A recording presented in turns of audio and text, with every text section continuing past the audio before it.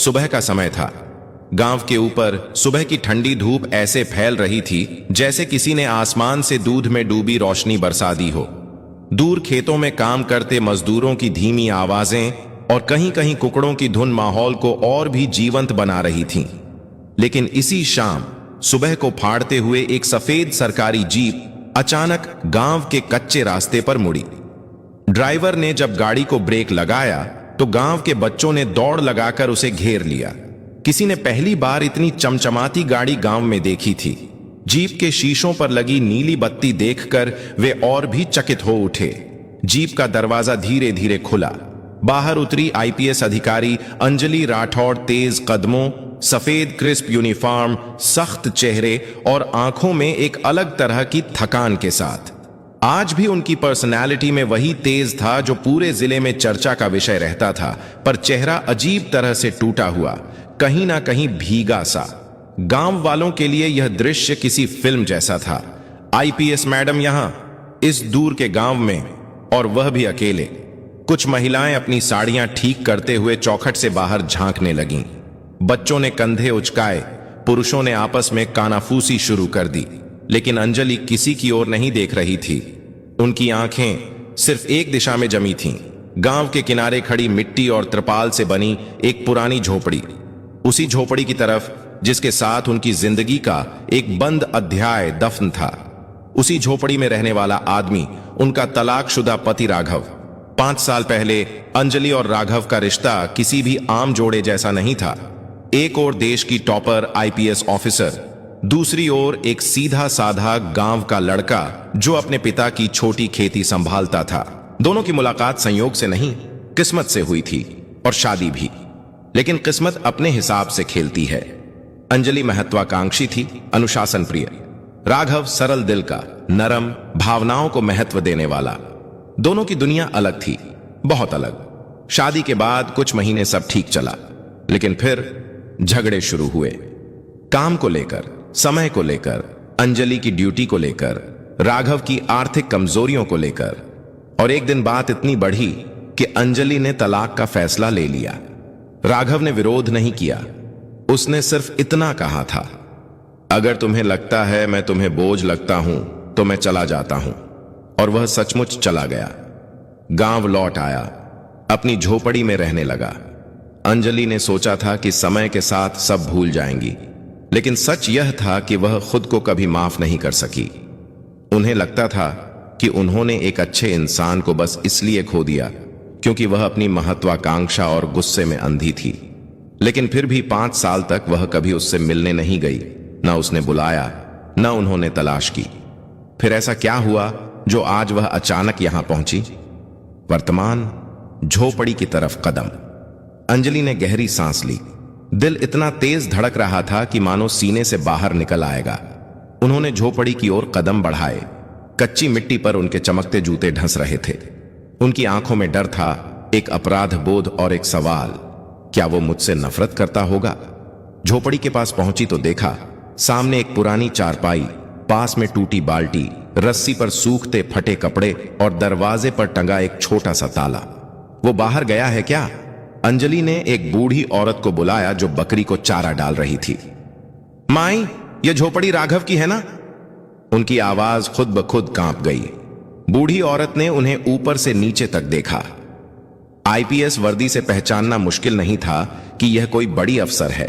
हाँ बिटिया, राघव का ही घर है, वो बोली। फिर अचानक उसका चेहरा उदास पड़ गया। पर तुम कौन हो? क्यों पूछ रही? अंजलि ने गला साफ किया। कुछ पल रही, फिर धीमे से कहा, मैं उसकी पत्नी थी। बूढ़ी औरत चौंक गई। अरे तू ही है वह शहर वाली बहू जिसने उसे छोड़ा था? अंजलि के होंठ सूख गए। उन्होंने हां में सिर हिला दिया। बूढ़ी औरत कुछ क्षण उन्हें देखती रही, फिर बोली, तू बहुत देर से आई बिटिया। अंजलि के पैरों तले जमीन खिसक गई। देर? क्यों? वो कहां है? क्या हुआ? बूढ़ी औरत की आंखें भर आईं। राघव 2 महीनों से बीमार है, अकेला पड़ा था, खुद ही इलाज कराता, खुद ही दवा लाता, कोई अपना नहीं। अब तो चलने फिरने में भी मुश्किल होती है उसे। अंजलि की सांस रुक गई। उनका दिल जैसे किसी ने निचोड़ दिया हो। आंखें भर आईं, चेहरा पड़ गया। बीमार? अकेला? पर किसको बताया नहीं उसने? बुजुर्ग औरत ने कड़वाहट से कहा। किसे बताता? तुझे? तूने तो उसे छोड़ दिया था। उसके पास कौन था? अंजलि चुप। उनकी आंखें धुंधली हो गईं। बूढ़ी औरत आगे बोलने लगी। वो आज सुबह अस्पताल गया है, सरकारी अस्पताल, शायद दवा लेने। अंजलि के अंदर सब कुछ टूट गया। उनकी आंखें लाल हो गईं। लोग दूर दूर खड़े होकर यह सब देख रहे थे। पूरी बस्ती में एक अजीब खामोशी उतर आई थी। आईपीएस वर्दी में खड़ी एक महिला, जिसके पास सत्ता है, शक्ति है, ओहदा है, पर आज वह सिर्फ एक गुनहगार पत्नी जैसी दिख रही थी। अस्पताल की तरफ सफर। अंजलि तेज कदमों से जीप में वापस बैठी। अस्पताल चलो, तुरंत। ड्राइवर ने बिना सवाल किए गाड़ी घुमा दी। रास्ते भर अंजलि की आंखें वैसी ही थीं जैसे कोई टूटा हुआ इंसान भीतर ही भीतर सजा काट रहा हो। दिमाग में सिर्फ एक ही छवि घूम रही थी, राघव का साधारण चेहरा, उसकी मासूम मुस्कान और वो आखिरी शब्द, अगर तुम्हें लगता है मैं तुम्हें बोझ लगता हूं तो मैं चला जाता हूं। उन्होंने महसूस किया कि उस दिन उन्होंने सिर्फ एक रिश्ता नहीं तोड़ा था, उन्होंने एक भला इंसान खो दिया था। अस्पताल में मुलाकात। अस्पताल छोटा था पर भीड़ ज्यादा। अंजलि ने धड़कते दिल के साथ रिसेप्शन पर पूछा, राघव नाम का कोई आया है क्या? नर्स ने रजिस्टर देखा और बोली, हां, बेड नंबर 12। लेकिन किस लिए पूछ रही है? अंजलि ने उत्तर नहीं दिया, बस तेजी से अंदर चली गई। बेड नंबर 12 तक पहुंचते हुए उनके कदम लड़खड़ा रहे थे। उनके शरीर में वर्दी का कोई असर नहीं रह गया था। वह सिर्फ एक टूटी हुई औरत थी। उन्होंने बेड पर नजर डाली। चारपाई नुमा अस्पताल। बेड पर लेटा व्यक्ति बेहद कमजोर लग रहा था। दाढ़ी बढ़ी हुई, शरीर सूख कर हड्डी जैसा और आंखें बंद। अंजलि को पैर आगे बढ़ाने में डर लग रहा था। राघव? उनकी आवाज फुसफुसाहट से भी कम थी। राघव ने धीरे धीरे आंखें खोलीं और उसे देखते ही उसकी आंखें भर आईं, लेकिन चेहरे पर कोई नफरत नहीं थी, कोई गुस्सा नहीं, बस एक शांत, थका हुआ, स्वीकार करता हुआ भाव। अंजलि? उसकी आवाज बेहद धीमी थी। अंजलि वहीं खड़ी रह गई। उनकी आंखों से आंसू उतरने लगे। मैं बहुत देर से आई ना, वो रोते हुए बोल उठी। राघव ने हल्की मुस्कान दी, कमजोर सी, टूटी हुई लेकिन सच्ची। तुम आई, यही काफी है। उसके यही 3 शब्द अंजलि के दिल को चीर गए। उन्हें लगा किसी ने अंधेरे में पीछे से आकर उन्हें जकड़ लिया हो। सच का पहला संकेत। अंजलि उसके पास बैठी ने हाथ पकड़ लिया। उसकी उंगलियां बेहद ठंडी थीं, जैसे लंबे दर्द ने उन्हें जीवन से काट दिया हो। राघव, तुमने मुझे कभी बताया क्यों नहीं? राघव ने आंखें बंद करते हुए बहुत धीमे जवाब दिया, तुम्हारी जिंदगी में मेरी जगह नहीं थी अंजलि। मैं बोझ नहीं बनना चाहता था। अंजलि फूट फूट कर रो पड़ी, लेकिन राघव के अगले शब्द ने उनकी आत्मा तक हिला दी। और बहुत सी बातें हैं जो तुम नहीं जानती, जब जानोगी तो और भी रोओगी। अंजलि ने सिर उठाया। कौन सी बातें? राघव, सच बताओ। राघव ने आंखें उनके चेहरे पर टिकाईं। उसकी नजरों में एक अजीब सा खालीपन था, जैसे कोई गहरा राज भीतर दफन था। सब बताऊंगा, लेकिन अभी नहीं। अंजलि ने उसका हाथ कसकर पकड़ लिया। नहीं, आज सब बताओगे राघव। आज मैं किसी सच से नहीं डरूंगी। राघव हल्का सा मुस्कुराया। तुम डरोगी नहीं अंजलि, पूरा गांव डर जाएगा, क्योंकि सच बहुत कड़वा है, बहुत भारी है। अंजलि की सांसें अटक गईं, और यही था वह पल जिसने आने वाले 4 पार्टों की नींव रख दी। एक ऐसा सच जो सिर्फ पति का नहीं, पूरे गांव का इतिहास बदलने वाला था। अस्पताल के कमरे की खिड़की से आती सुबह की हल्की धूप सीधे राघव के चेहरे पर पड़ रही थी। उसके चेहरे पर वही पुरानी सरल मुस्कान थी, लेकिन अब उस मुस्कान में एक गहरा दर्द छिपा था जो अंजलि को साफ दिखाई दे रहा था। अंजलि उसके पास बैठी थी, राघव के हाथ को थामे। हमेशा से मजबूत, सख्त और अनुशासित अंजलि आज एक टूटी हुई पत्नी थी, पछतावे में डूबी, डर में लिपटी और कहीं ना कहीं उम्मीद में भी कि शायद देर सही पर सब ठीक हो सकता है। पर राघव की आंखों में वह उम्मीद नहीं थी। उसके चेहरे पर एक शांत स्वीकार भाव था, मानो वह सब कुछ पहले से जानता हो कि यह मुलाकात आखिरी है या शुरुआत। कमरा शांत था। दीवार की घड़ी की टिकटिक ही एकमात्र आवाज थी। कुछ पल बाद अंजलि धीरे से बोली, राघव, वो कड़वा सच क्या है? तुम क्यों कह रहे हो कि पूरा गांव सन्न रह जाएगा? राघव ने हल्की सांस ली। अंजलि, बहुत कुछ ऐसा है जो तुम नहीं जानती, जो तुम्हें जानना चाहिए था, लेकिन मैंने खुद छुपाया।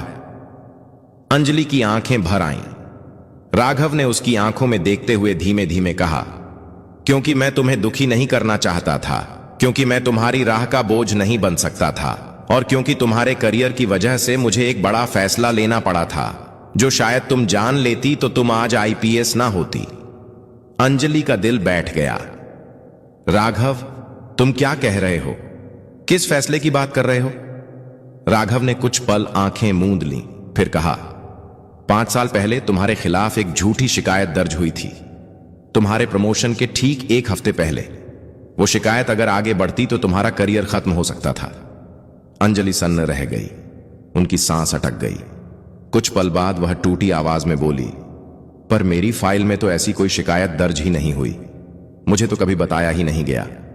राघव ने उसकी उंगलियों को हल्के से दबाया, क्योंकि मैंने उसे दर्ज ही नहीं होने दिया। अंजलि सांस रोककर राघव को देखती रही। राघव ने धीरे धीरे बोलना शुरू किया। वह शिकायत गांव के कुछ धनी लोगों ने की थी। उन्हें तुम्हारी जांच पड़ताल से डर लगता था। तुमने उनके कई गैरकानूनी काम पकड़े थे। वे चाहते थे कि तुम्हें किसी भी तरह गिराया जाए। उन्होंने मुझ तक बात पहुंचाई और बदले में मांग की कि मैं तुम्हारे खिलाफ बयान दूं, ताकि शिकायत मजबूत हो जाए। अंजलि का चेहरा शून्य हो गया। उन्होंने तुमसे मेरे खिलाफ बयान मांगा? हां, राघव ने कहा। वे जानते थे कि तुम्हारे पति का बयान सबसे भारी पड़ेगा, और अगर वह बयान जाता तो तुम्हारा प्रमोशन रुक जाता, शायद तुम्हें 3 साल तक निलंबित भी कर दिया जाता। अंजलि की आंखें भर आईं। राघव, तुमने मुझे क्यों नहीं बताया? तुमने अकेले कैसे झेला यह सब? राघव ने थक कर मुस्कुराया, क्योंकि मैं नहीं चाहता था कि तुम्हारे करियर में मेरा नाम कभी अड़चन बने। तुम्हें सिर्फ आगे बढ़ते देखना चाहता था, चाहे मुझे पीछे हटना पड़े। अंजलि के गालों पर आंसू बहने लगे। फिर तुमने किया क्या? राघव ने धीमी आवाज में कहा, मैं उन लोगों के सामने सीधा खड़ा हो गया, साफ कह दिया कि मैं झूठा बयान नहीं दूंगा। उन्होंने धमकाया, लालच दिया, पर मैं नहीं माना। उसके बाद अंजलि फुसफुसाई। उसके बाद उन्होंने मुझ पर हमला करवाया, मुझे इतना मारा कि महीने भर बिस्तर से नहीं उठ पाया। लेकिन बात इतनी ही नहीं थी अंजलि। अभी तक जितना सुन चुकी थी वो काफी था उन्हें तोड़ने के लिए, पर आगे जो आने वाला था वह उनके लिए सहने से कहीं ज्यादा भारी था। राघव ने बोलना जारी रखा। उन्हें डर था कि अगर मैं बच गया तो मैं पुलिस में शिकायत कर दूंगा, इसलिए उन्होंने तुम्हें भी इसमें घसीटने की धमकी दी। अंजलि का चेहरा शून्य हो गया। कहा कि अगर मैंने उनका साथ नहीं दिया तो वे तुम्हारा करियर खत्म कर देंगे, तुम्हें गलत केस में फंसा देंगे, तुम्हारे विभाग में अफवाहें फैलाएंगे और तुम्हारा नाम बर्बाद कर देंगे। अंजलि ने राघव का हाथ कसकर पकड़ लिया। उनकी सांस कांप रही थी। राघव, तुमने मुझसे कुछ क्यों नहीं कहा? मैं तुम्हारे साथ लड़ती। मैं अपनी वर्दी की कसम खाती हूं, मैं किसी भी कीमत पर उन्हें छोड़ती नहीं। राघव ने कमजोर हंसी के साथ कहा, यही वजह थी कि मैंने तुम्हें कुछ नहीं बताया। तुम मजबूत हो, जिद्दी हो और अत्यंत ईमानदार। तुम किसी भी कीमत पर झुकते नहीं देखना चाहोगी, लेकिन यदि तुम उनसे टकराती तो शायद तुम्हें भारी नुकसान होता। इसलिए मुझे वही करना पड़ा जो उस समय सबसे सही लगा। अंजलि की आंखों से आंसू बहते रहे। क्या किया तुमने? राघव ने उसकी आंखों में उसी शांत प्रेम के साथ देखा। मैंने तुम्हें खुद से दूर कर दिया अंजलि। मैंने खुद को वह आदमी बना लिया जिससे तुम नफरत करो, जिससे तुम रिश्ता तोड़ दो, जिससे तुम अलग होकर अपने करियर में आगे बढ़ सको। अंजलि स्तब्ध रह गई। उनके हाथ कांपने लगे। उन्होंने सिर झुकाकर रोना शुरू कर दिया। राघव, तुमने मेरे लिए अपना जीवन बर्बाद कर दिया। तुमने मेरे सपनों के लिए खुद को अकेला कर लिया। तुमने मुझे बचाने के लिए हमारी पूरी शादी दांव पर लगा दी। राघव ने बहुत धीरे से कहा, हां, क्योंकि प्यार कभी कभी साथ रहने में नहीं, बल्कि किसी को बचाने के लिए दूर हो जाने में भी होता है। अंजलि उसके सीने पर सिर रखकर रो पड़ी। उस क्षण अस्पताल का कमरा किसी मंदिर जैसा पवित्र लगने लगा था। एक पत्नी टूट रही थी, एक पति मुस्कुरा रहा था, और उनके बीच खड़ा था 5 साल का गलतफहमी का पहाड़ जो अब पिघल रहा था। कुछ मिनट बाद अंजलि ने खुद को संभाला और पूछा, राघव, अगर तुमने यह सब मेरे लिए किया तो 5 साल तक मुझसे दूर क्यों रहे, क्यों नहीं लौटे, क्यों अकेले जूझते रहे? राघव की आंखें गहरी हो गईं, क्योंकि अंजलि, मैंने माना था कि अगर मैं तुम्हारी जिंदगी में रहूंगा तो तुम कभी आज की आईपीएस अंजलि राठौड़ नहीं बन पाओगी। और सच कहूं, मुझे डर था कि अगर तुमने मेरा सच जान लिया तो तुम वापस मेरे पास आना चाहोगी, और मैं नहीं चाहता था कि तुम्हें तुम्हारा करियर, तुम्हारा भविष्य या तुम्हारी प्रतिष्ठा खोनी पड़े। अंजलि दर्द से चीख पड़ी। तो तुम यह सब अकेले सहते रहे, बीमार हुए, टूटे, तबाह हुए, और मुझे लगा कि तुम मुझे छोड़कर चले गए? राघव की आंखें नम हो गईं। हां, मैं अकेला था, लेकिन मुझे लगा था कि तुम खुश हो और वही मेरे लिए काफी था। अंजलि की सांस रुक गई। आज वह पूरी दुनिया की सबसे असफल इंसान महसूस कर रही थी। राघव, तुमने मुझे अपने दर्द से भी दूर रखा, राघव ने कहा, क्योंकि यह मेरा फैसला था, मेरा बोझ। अंजलि रोते हुए धीरे से बोल पड़ी, लेकिन आज मैं आई, क्यों जानते हो? राघव ने हल्के से सिर हिलाया। अंजलि बोली, क्योंकि मेरा दिल हर दिन चीखता था कि मैंने किसी अच्छे इंसान को खो दिया, और जब सुना कि तुम बीमार हो, अकेले हो, तो मेरे कदम खुद ब खुद भागते हुए आए। राघव उसे दर्द भरी मुस्कान के साथ देखता रहा। अंजलि, जिंदगी ने तुम्हें बहुत ऊंचाई दी है, पर मैं अब तुम्हारी जिंदगी का हिस्सा नहीं बन सकता। अंजलि घबरा गई। क्यों? क्यों नहीं? राघव ने खिड़की से बाहर देखा, जहां धूप फैल रही थी। क्योंकि मेरे पास अब ज्यादा समय नहीं है। अंजलि का दिल धड़कना बंद हो गया। क्या मतलब? राघव की आंखों में एक भारी सच तैर गया। मेरा इलाज देर से शुरू हुआ है। डॉक्टरों का कहना है कि स्थिति गंभीर है। अंजलि ने चीख मारकर उसका हाथ पकड़ा। नहीं राघव, तुम मुझे ऐसे छोड़ नहीं सकते। मैं फिर से तुम्हें नहीं खोऊंगी। नहीं नहीं। राघव ने उसके सिर पर हाथ रखकर कहा, अंजलि, अभी बहुत कुछ जानना बाकी है। मेरे बीमार होने का असली कारण, उस झोपड़ी का सच और उन 5 सालों का राज। अंजलि की आंखें फैल गईं। राघव ने धीमे से कहा, वह सच जिसे सुनकर पूरा गांव सन्न रह जाएगा। अंजलि का दिल धड़कता रह गया। क्या? कौन सा सच? राघव ने आंखें बंद कर लीं। वो मैं कल बताऊंगा, अभी थोड़ी देर आराम चाहिए। और कमरा फिर खामोश हो गया। अंजलि उसे देखती रह गई। उनकी आंखें डर, प्यार, पछतावा और बेचैनी से भरी हुई थीं। आज उन्हें सिर्फ एक सच पता चला था, पर आगे जो आने वाला था वो सिर्फ उनका रिश्ता नहीं, बल्कि गांव का पूरा इतिहास बदलने वाला था। अस्पताल के बाहर शाम धीरे धीरे उतर रही थी। आसमान नारंगी और हल्के बैंगनी रंग में रंगा हुआ था, जैसे खुद प्रकृति किसी गहरे दुख की तैयारी कर रही हो।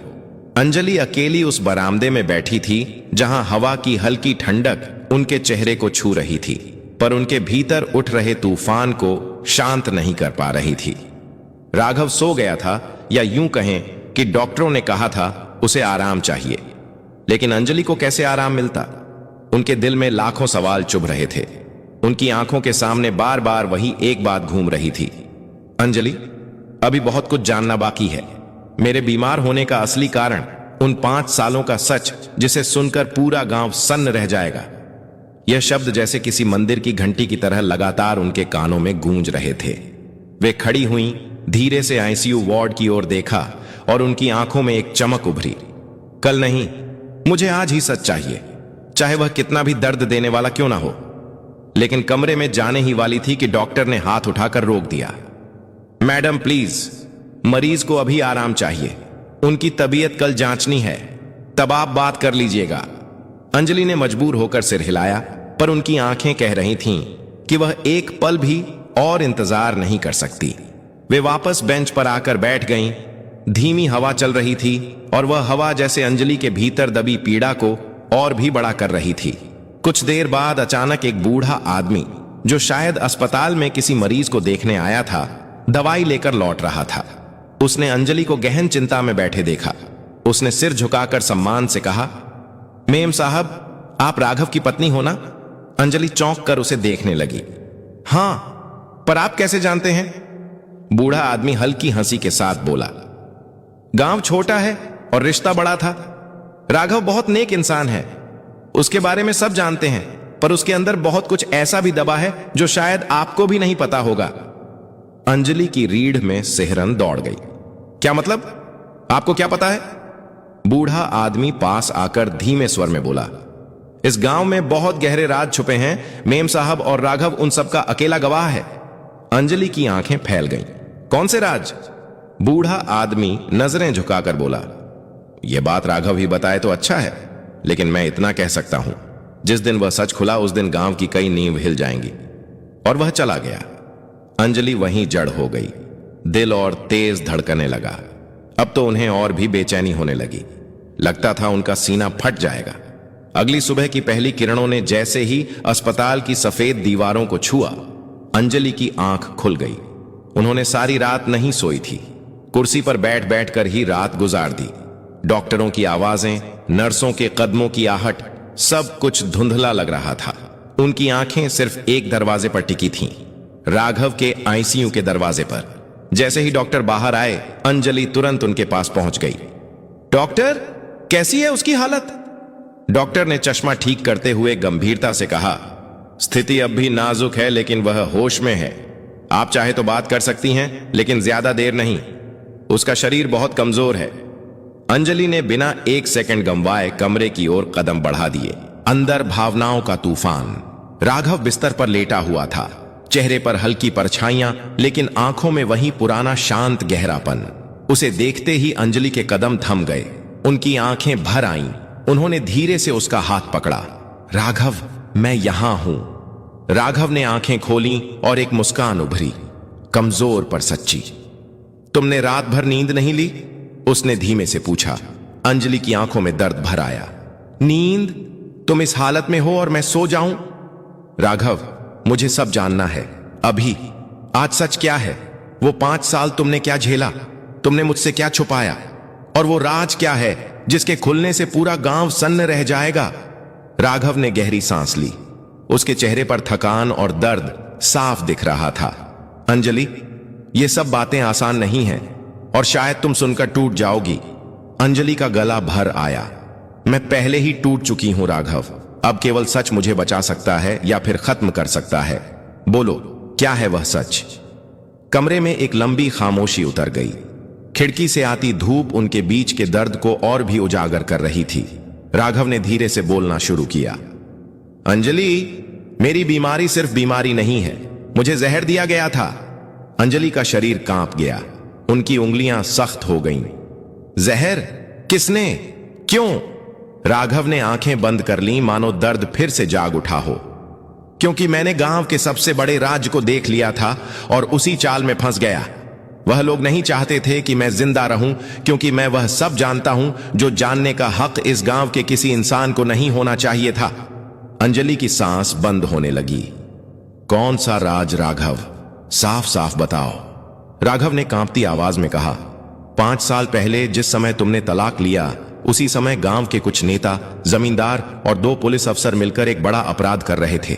जमीनों की अवैध कब्जेदारी, गरीबों के नाम पर फर्जी कर्ज और रात में होने वाली तस्करी। अंजलि ने हैरानी से कहा, यह सब मुझे क्यों नहीं बताया गया? मैं तो आईपीएस थी, मुझे बताना चाहिए था। राघव ने कड़वी हंसी दी। यही तो था उनका डर। वे जानते थे कि तुम ईमानदार हो। अगर तुम तक यह बात पहुंचती तो तुम अकेले उनके पूरे सिंडिकेट को तबाह कर देती। इसलिए उन्होंने मुझे लक्ष्य बनाया, क्योंकि मैं कई बार रात में खेतों के पास उन्हें देख लेता था। और एक रात, राघव की आवाज टूट गई। अंजलि ने उसका हाथ और कसकर पकड़ लिया। क्या हुआ उस रात? राघव ने नजरें उठाकर अंजलि की आंखों में देखा और कहा, उस रात मैंने वही देखा जो नहीं देखना चाहिए था।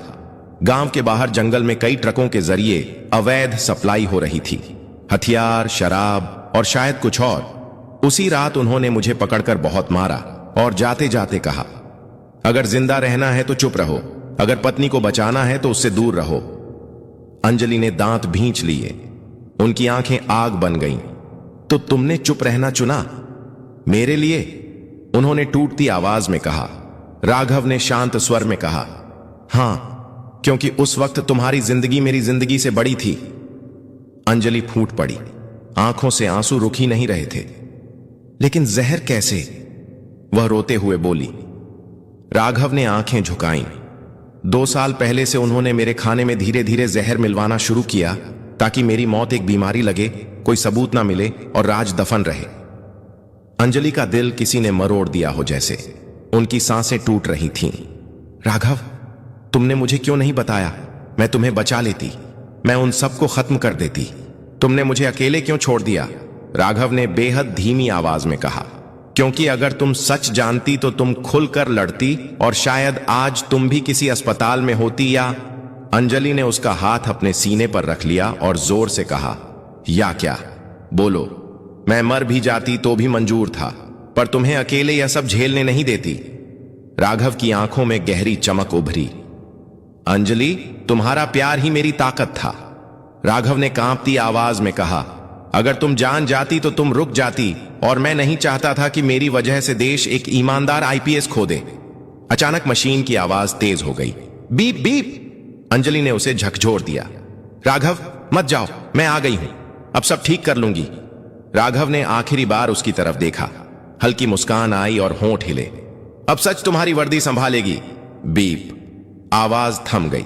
3 दिन बाद पूरे गांव में पुलिस की गाड़ियां थीं। नेता, जमींदार, अफसर, सब गिरफ्तार। झोपड़ी के सामने अंजलि खड़ी थी, आंखों में आंसू और सीने में गर्व। उसने धीमे से कहा, तुम अकेले नहीं थे राघव, तुम्हारा सच जिंदा है। और पूरा गांव सन्न रह गया।